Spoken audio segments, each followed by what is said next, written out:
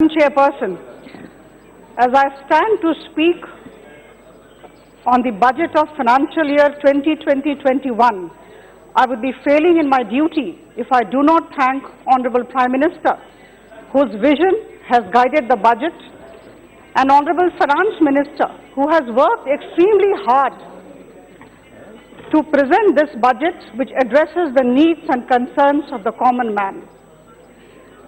As our Honorable Prime Minister has rightly said, this budget has both vision and action, and it focuses on boosting economic growth, which would strengthen the foundations of our Indian economy in this current decade.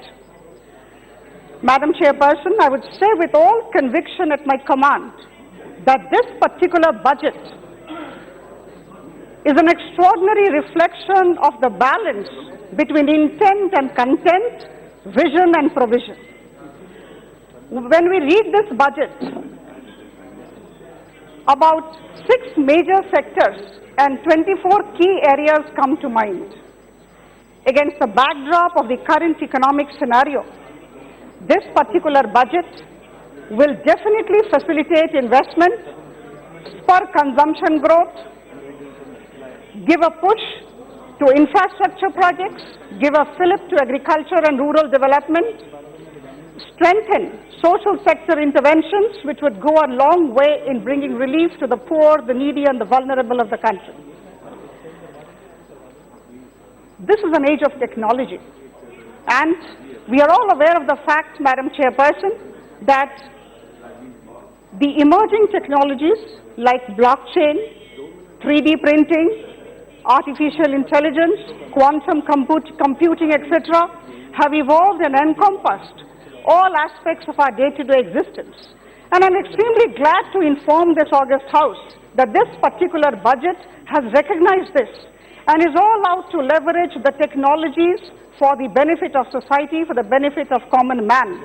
There are 2 things which I would like to mention here. All of us are aware of that. Number 1 is the provision of rupees 8,000 crore for national mission for quantum applications and technologies. We are also talking of the use of artificial intelligence in healthcare, in streamlining GST and different direct taxes. We are also talking of the setting up of data center parks. That's very encouraging, that's a wonderful step. And there is also the provisioning of about 6,000 crore for BharatNet program. This particular program is very interesting in the sense that there will be 1 lakh panchayats which would be having fiber to home connections. And I'm sure all these efforts in boosting technology, in leveraging technology will go a long way in benefiting all of us and would create ample job opportunities in the days to come. Madam Chairperson, we move to the next, which is agriculture and rural development. After technology, we move to agriculture and rural development. There are 8 key areas that come to mind. Out of the list of 16 points, I would definitely try to list out 8 action points. But the first and the foremost is, I would draw the attention of this august House to the debate on an allegation which I have been hearing for the past 2 days regarding less allocation for Mahatma Gandhi National Rural Employment Guarantee Act. With all humility, Madam Chairperson, I would like to inform the House that I had the privilege of working as Joint Secretary to Government of India, which I was handling Mahatma Gandhi Narega for 5 full years, from 2013 to 2018. And this particular allegation that there is less allocation is baseless. Madam Chairperson, the comparison of BE can always be with BE. The comparison of RE of last year cannot be with the BE of this year. The budget estimate of 1920 for MG and REGS was 61,115 crore. And this time the BE says 61,500 crore. Now last year, the RE of MG and REGS went up to 71,000 crore. I have handled this program and I know the concern of this government for the poor and the vulnerable and the laborer.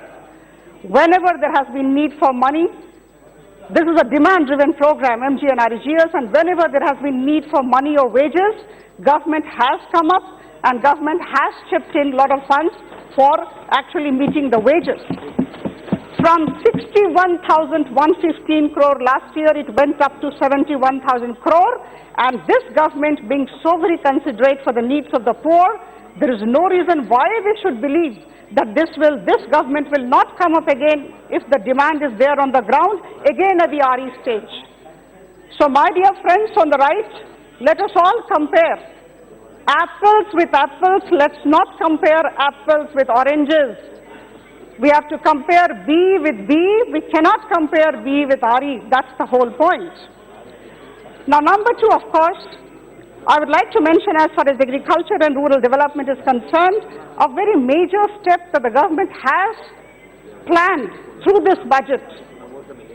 That particular step is taking the states on board, the spirit of cooperative and competitive federalism, by encouraging them to go for massive structural reforms in the farming sector by formulating acts on the basis of the model acts for contract farming, for land leasing, and for agriculture and livestock produce marketing.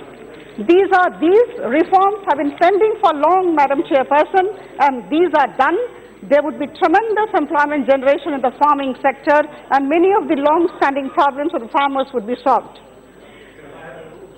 Now, the third issue which I would like to point out here is the idea of the Kisan Rail and the Krishi Udan. Extremely good ideas. We are aware of the fact that we have lots of fresh fruits and vegetables that go waste. And we need to have transport logistics. We need to have proper coal supply chain. And for that matter, we are talking of Indian Railways coming up with Kisan Rail for transport logistics and Krishi Udan for taking our fresh fruits and vegetables to national and international destinations. We are talking of PM Kusum. This is the fourth point. We are talking of leveraging solar energy. 20 lakh farmers, imagine, 20 lakh farmers would be given funds for solarizing their pumps, and 15 lakh farmers who already have grid-connected water pumps would be given funds for solarizing them. What a wonderful idea, and if it is executed properly, what benefit to the farmers, I think we all can understand. Madam Chairperson, all of us over a period of time have been talking of diversification in agriculture, but the credit goes to our farmers and to the government, to our government, that today 311 metric tons of horticulture produce actually is much more than the food grains produced. And this is all because of the farmers and the government's intervention, the diversification part of it. So, to encourage such farmers, the government has come up with the concept of one district, one crop idea, which I'm sure is going to encourage exports in the days to come. We are talking of bridging the infrastructure gap as far as agri-storage facilities are concerned. Our women would come up as Dhanya Lakshmi, and there would be storage godowns by the women for the farmers of the villages. Madam Chairperson, we are also talking of milk production. The milk processing capacity is planned to be enhanced from 53.5 million tons to 108 million tons. Imagine the kind of encouragement that the milk producing farmers would be getting. We are talking of marine fishery changes and marine fishery revolution, I would say, if it is not an exaggeration. I would say we are talking of marine fishery sector development in a major way. We are talking of Sagar Mitras. More than 3,000 Sagar Mitras would come up. The rural youth would be getting employment, and 200 lakh tons of fish production we are aiming at by 22-25. What a major leap that we are thinking of. What a dream. And this government has shown in the last 5 years that whatever it dreams, it actually translates those dreams into reality. The next point I would definitely like to focus on is the Jal Jeevan Mission. Our Honorable Prime Minister's vision, his dream, his focus on water-stressed districts of the country. This is a welcome step. The agricultural credit is going up, is planned to go up hugely from 11.5 lakh crore to rupees 15 lakh crore, which is going to be a major, major step. And we all need to thank Honorable Prime Minister and Honorable Finance Minister and her entire team for having conceptualized such a wonderful budget. Madam, we come to investment. Investment, I'll just take about 10-15 minutes, is a very important point. I would request Madam Chairperson to give me some time. To strengthen the investment sector, we are talking of a single investment cell for expediting grant of licenses and promoting entrepreneurship. 5 Neo Smart Cities would come up in PPP mode for promoting entrepreneurship. And Madam, we have all been talking about the dividend distribution tax. The dividend distribution tax, this will almost release 25,000 crore for the companies to invest, and of course, the regis of the personal income tax slab would leave a lot of money in the hands of the individual for spending. Infrastructure, Madam, just give me 1 minute. I would like to read out what Honorable Prime Minister said on the speech of His Excellency Honorable President. And that says all about the vision of the government about infrastructure. Our Honorable Prime Minister in this House, in this August House, said the other day, I would read out, I would quote him, for us, infrastructure is a combination of aspirations and achievements, about connecting people to their dreams, people's creativity to consumers. Infrastructure is connecting a child to her school, a farmer to the market, a businessman to his customer. It is about connecting people to people. We are talking of national infrastructure pipeline. We are talking of 6,500 projects. And Madam, we are talking of, as far as social sector interventions are concerned, the health sector, I would talk of 15.4% increase in the health budget. We are talking of about 69,000 crore, which is a huge amount.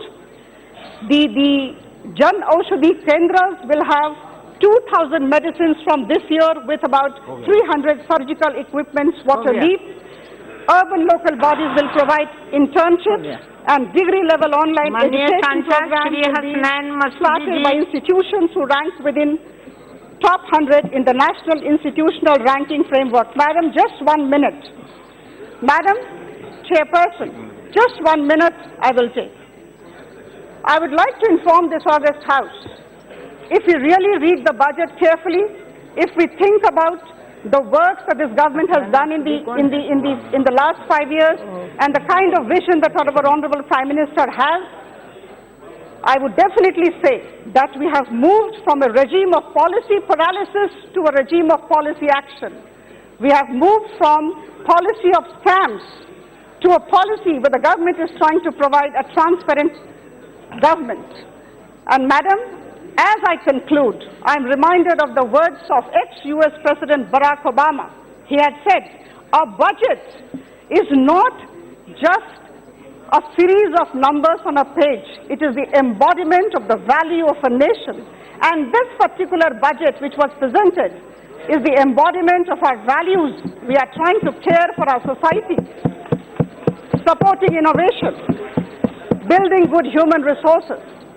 So at this time, I will end. I fully endorse this budget of financial year 2020-21 presented by our Honorable Finance Minister. Thank you so much.